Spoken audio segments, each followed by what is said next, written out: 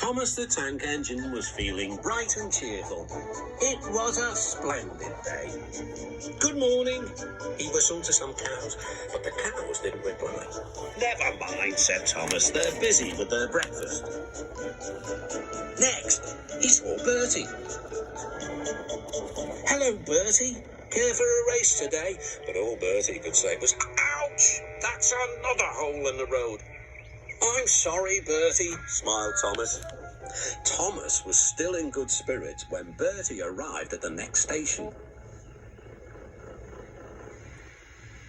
"Bad luck, Bertie," said Thomas.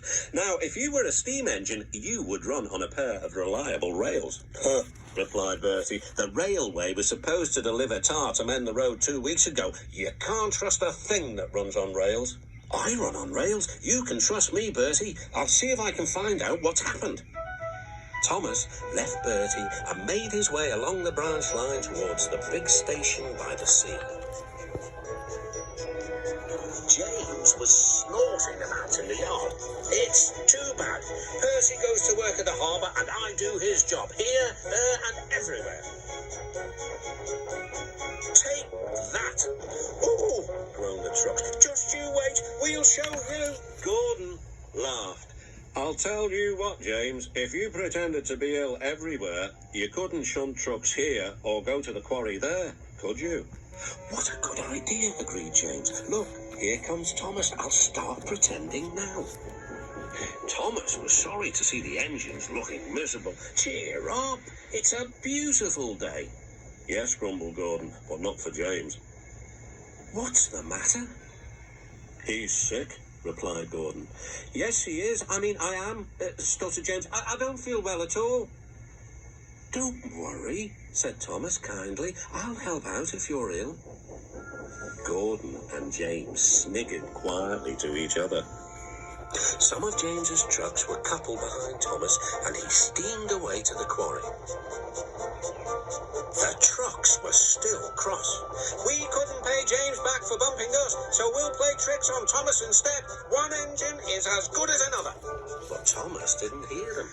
He collected all the stone from the quarry and then set off back to the junction.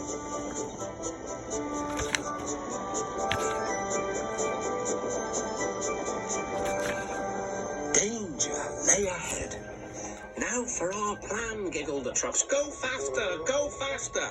"Slow down," called Thomas's driver and applied the brakes.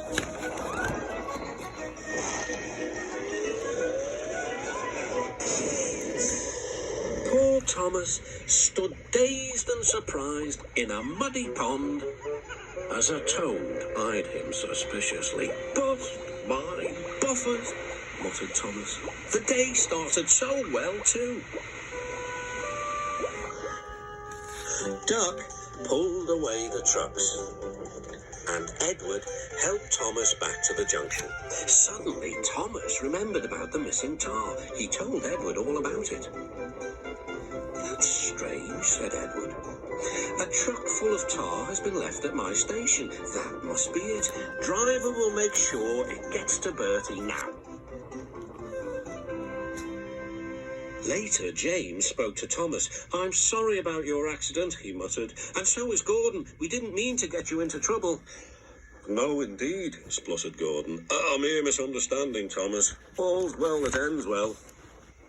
Just then, Bertie arrived. He looked much more cheerful. "My road's being mended now." "Oh, I am glad," replied Thomas. "Thanks for all you did. Now I know I can trust an engine, especially if his name is Thomas." Gordon and James puffed silently away to the shed. But Thomas still had company. "Well, well," he sighed. "What a day for surprises." The toad, who was looking forward to a ride home, noisily agreed.